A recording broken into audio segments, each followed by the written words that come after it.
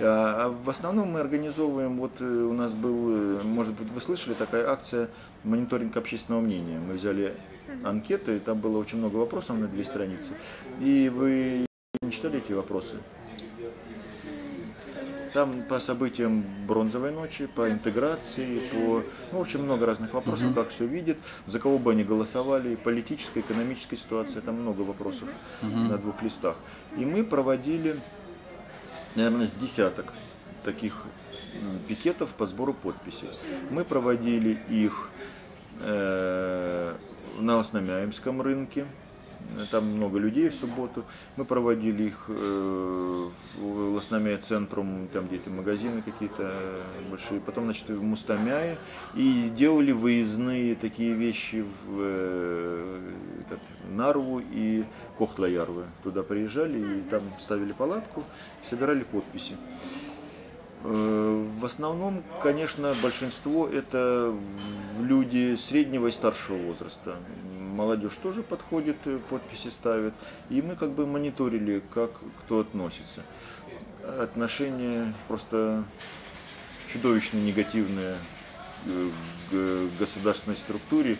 Я, как сказать, вот я не могу сказать, что я говорю, я люблю Эстонию, я люблю это государство, но я не люблю правительство, понимаете, вот это отношение какое-то. А там не все так разделяют, не все. Вот начинаешь с людьми беседовать, заполнять эту анкету и ругаются на Эстонию, ругаются на Ансипа, ругаются на правительство. Иногда даже и начинаешь объяснять, что это Эстония, это наш дом, что мы ночной дозор, но мы любим, мы не собираемся ничего, что кто-то соглашается, но очень много негатива, очень много ругаются на Эстонию, на правительство, и не все разделяют, уже отделяют правительство и государство. Начинают ругаться и на государство, что мне, в общем-то, больно и неприятно, потому что я вижу нормальные отношения, и, то есть государство это государство, правительство, правительство сменится, а страна никогда. А есть ли какие-нибудь, ну, какая-нибудь надежда или какие-нибудь политики, например, которые были бы, ну, для... изменить? Самая большая беда вот русской общины — нет лидера. И не видно его. А эстонских лидеров тоже нет, которые бы повели боролись? За собой? Да. Сависар где-то претендует на роль такого лидера. Русские очень, вот в вопросе общественного мнения как раз мы там было, как вы относитесь к ночному дозору, к кому из партии вы относитесь больше. Последними словами кроют там реформистов, Ансипа, Пихла, это понятно. Вот. И очень много, процентов 30 вписывают, буду голосовать, там, за кого бы голосовали вопросы, буду голосовать за Сависара. Причем ну, центристскую партию там поддерживают, но мало, так не особо много. А вот Сависара, отдельно, как бы даже не от центристской партии, очень много русских поддерживает. И поэтому я всегда, вот я сейчас перед приездом к вам встречался с 2 центристами, которые вступили в ночной дозор. Они, наверное, будут баллотироваться на выборах. Ну, так сказать, тоже странно. Они были раньше в ночном дозоре, потом вышли, потом в центристскую партию вступили, и сейчас там на каких-то даже должностях что-то там партийной работой занимаются. И сейчас они вступили в ночной дозор снова, получили как бы удостоверение, документ, что они в ночном дозоре. И мне кажется, они будут баллотироваться на местных выборах таллинских. И, в общем-то, чем черт не шутит, может быть, они пойдут и в Ригикову через 2 года. Вот. С одной стороны, их не очень принимают в дозоре. Может, еще раньше, может быть, будут еще выборы, ну, не досрочные? Досрочные, да. Ну, я в Ригикову, я думаю, что могут быть смениться. Да хотя сейчас желающих-то на место Ансипа особо и не видно. В таком болоте находится, что. Вот. И тут возникает такой вопрос. Много населения российского, которое пошло бы голосовать за Сависара. Но в то же время ночной дозор настолько против всех, что меня это несколько волнует. Они всегда заявляют, мы против реформистов, мы против социал-демократов, мы против центристов, мы против Сависара, мы против всех. Но нельзя быть против всех. С кем? С кем-то надо быть. Да. Конечно. Вот. И меня эта ситуация пугает, потому что это нездоровая ситуация, когда против всех. Нельзя быть против всех. И один из моих доводов, когда мы на собрании собираемся, я всегда говорю, для чего мы организовывали опрос общественного мнения? Ведь мы изучали мнение. Посмотрите, кого больше всех поддерживает.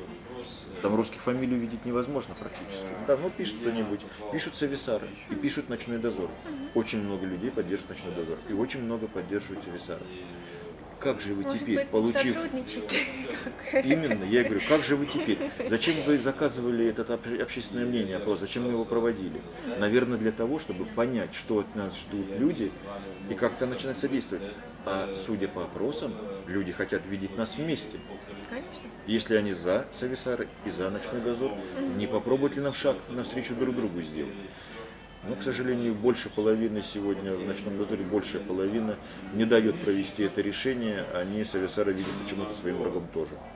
А сколько людей в дозоре сейчас? Или... Сегодня Лукьяненко вступил еще в дозор, автор Ночного дозора. А сколько там людей? Вообще 30 человек. 30 это человек. Те, кто не боится, тот, кто письменно юридически заверил свое. На самом деле нас порядка где-то 70-80 человек. Но письменно очень много вышло из дозора, потому что даже и самые ярые сторонники и члены правления подверглись такому прессу со стороны КАПО, полиции, что просто не выдержат люди. У нас есть в Локса одна бывшая ночная дозоровка, уж такая она рьяная дозоровка, на все митинги, все вынужденно, просто затравили. К ней ходят домой, ходят на работу, ходят в институт, и без конца, это прессинг очень жесткий. Коробову Александру, у него уже был очень успевающий бизнес, практически разорили бизнес. Колеса каждый день почти прокалывают в автомобиле, там, но это, конечно, не КАПО, он, по-моему, живет в одном доме с Бим, который как раз и организовывал этого памятника беспорядки, там приходил, венок возлагал или что-то такое там делал, в общем, за снос его, и который вывозил памятники, помните, машину нанимал и возил. И так получилось, что Ночной дозоровец и этот националист, так назовем его, да, эстонский, живут в одном доме. Жизнь так сводит людей. Бöhm, Юрий Бöhm. Да. Вот. Мы делали с ним интервью тоже. Да, интересно было бы.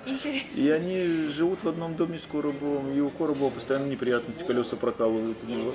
Я не думаю, что это делает Юрий сам, но у него наверняка много сторонников, молодежи, которых он свою точку зрения доносит, и они рады чем-то посодействовать. И вот он им сказал, вот враг мой живет, и какая-нибудь молодежь глупая, несознательная там прокалывает колеса. Но Коробов очень много, на самом деле, гадостей делают, разоряют бизнес.